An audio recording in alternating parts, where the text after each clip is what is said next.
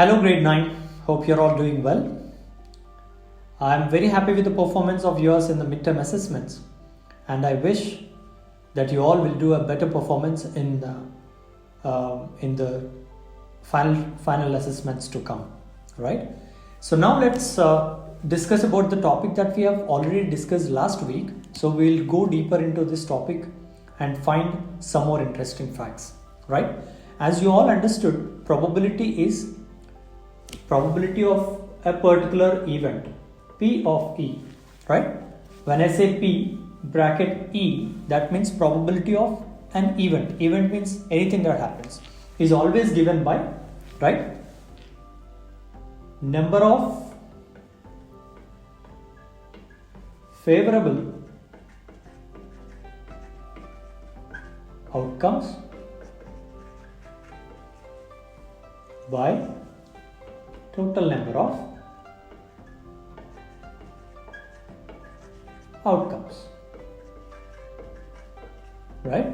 So this is our base formula whenever you have to solve a question in probability.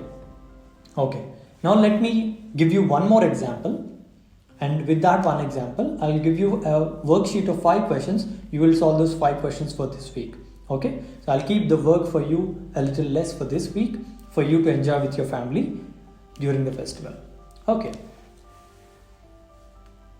now if I say there are 5 red balls and 6 blue balls and also 2 white balls, right?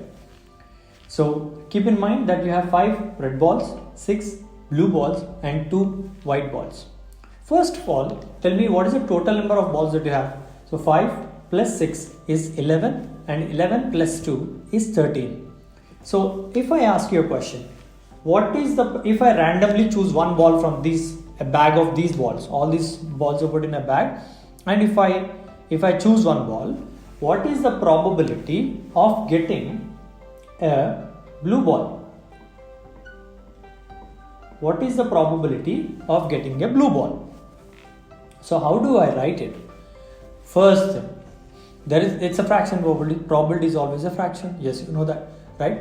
So probability of event given by number of favorable outcomes, right? What are favorable outcomes? What ball do I want? I want a blue ball. Am I right? So how many blue balls are there in total? Right? I have 6 blue balls in total. So my favorable outcomes are 6. Correct? Over. Now, second one, total number of outcomes. How many total outcomes are there? How many total balls are there?